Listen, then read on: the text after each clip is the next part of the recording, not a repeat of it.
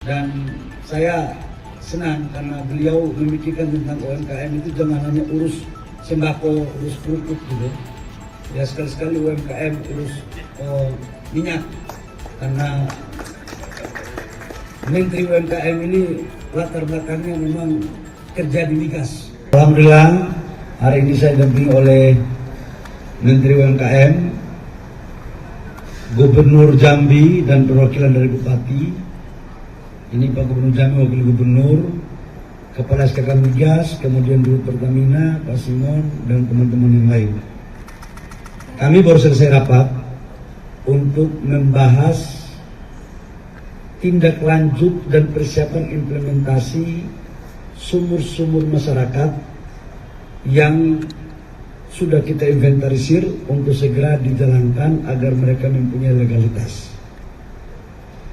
Saya sampaikan bahwa pertama, program ini adalah merupakan program pro rakyat yang diperintahkan oleh Bapak Presiden. Selama ini kita menganggap bahwa urusan-urusan pengelolaan minyak ini hanya dikelola oleh perusahaan-perusahaan besar, perusahaan-perusahaan asing. Sementara pasal 33 itu kan penguasaan dan pengelolaan kekayaan sumber daya alam ini harus sebesar-besarnya untuk rakyat.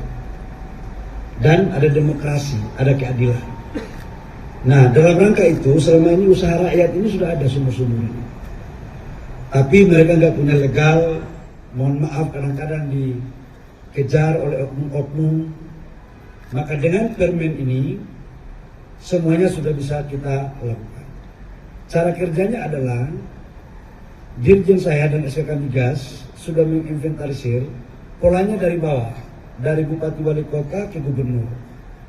Sudah menginventarisir kurang lebih sekitar 45.000 potensi sumur yang selama ini dikelola oleh rakyat. Ini kita serahkan kepada rakyat, kepada daerah lewat koperasi, UMKM, dan BUMD. Dengan memperhatikan pengelolaannya, keselamatan, baik keselamatan kerja maupun dalam aspek lingkungan. Tadi kita sudah dapat juga dari Menteri LH yang diwakili oleh Sekjennya, akan diberikan guidance secara baik, dan Pertamina sebagai K3S untuk juga memberikan pendampingan dalam rangka implementasi agar jaminan keselamatan kerja bisa dijaga dan lingkungan terjaga.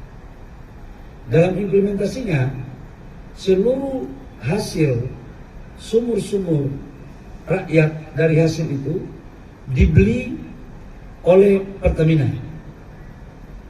atau K3S lain yang punya refinery dengan harga kurang lebih 80% dari ICP.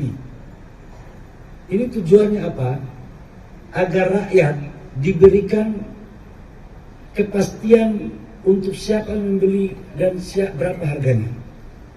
Dan ini perputaran ekonomi di daerah akan terjadi karena langsung dibayar di daerah, dan perputaran ekonominya dan penciptaan lapangan pekerjaan pun terjadi.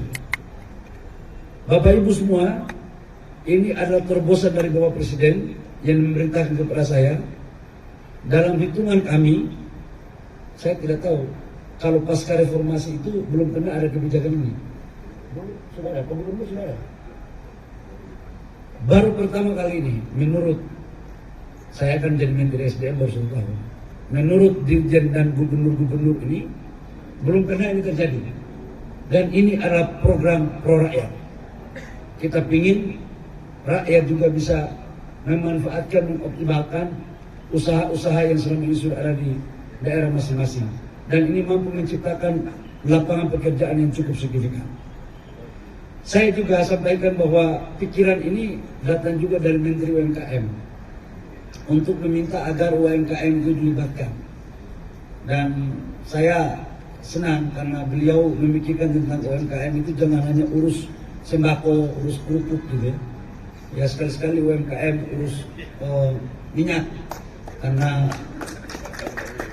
Menteri UMKM ini latar belakangnya memang kerja di migas. Jadi ini namanya UMKM modern. Saya pikir sebagai pengantar dari saya persilakan ada pertanyaan kepada siapa saja, pasti akan dijawab secara lugas oleh tim kami ini. Silakan. Berarti ini boleh ditegaskan diwajibkan ke PBB nantinya, dan ketika saya sudah ada yang langsung berhubungan dengan operasi UMKM untuk bisa menyerap minyak. Selama dia di wilayah kerjanya dan dia punya refinery, nggak ada masalah. Jadi tidak mesti di Pertamina, tapi selama K3S-nya itu punya refinery, karena kan dia harus jual dan kemudian dikelola. Jangan lagi ada isu bahwa ini satu pintu beli Pertamina. Ya. Soalnya kan sekarang saya takut sekali, tangan saya aja bisa jadi viral karena apalagi omongan. Gitu. Jadi yang sudah berkontrak Pertamina dan UMKM sudah bisa jalan langsung Pak ya sekarang itu? Langsung bisa jalan. Jadi dari sini karena UMKM-nya pun, koperasinya pun, kemudian BUMD-nya pun direkomendasikan oleh kepala daerah. Bukan ditunjuk serta-merta dari pusat. Supaya dipastikan tidak boleh UMKM Jakarta, tidak boleh koperasi Jakarta. Kita ingin menjadikan orang daerah menjadi tuan di negerinya sendiri. Jadi biarkan orang daerah sendiri yang mengurus. Itu ya.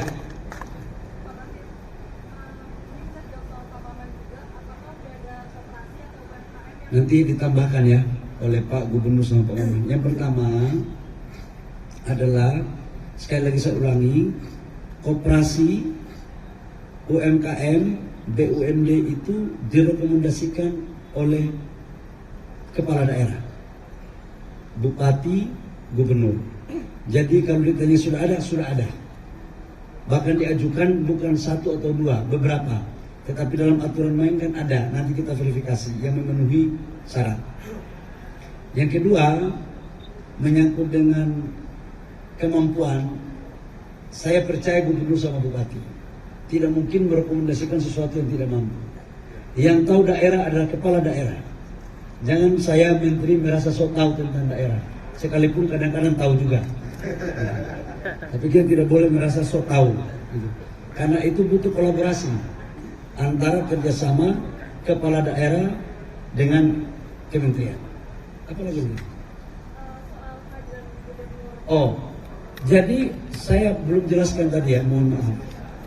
Ada beberapa provinsi yang mempunyai sumur.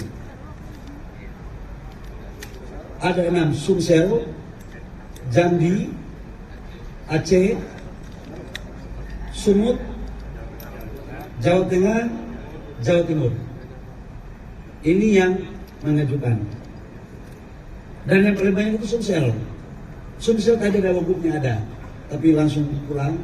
Karena kalau semua saya taruh di sini bupati sama gubernur kan, aduh kasihan kan, mereka banyak kerjaan. Jadi diwakili oleh Pak Gubernur Jambi. Partainya beda kok. Saya jangan dibilang bahwa dia dari ini. Saya Golkar, beliau ya nggak tahu partai apa PAN kelihatannya. Tapi kelihatannya setengah-setengah warna-warna kuning juga.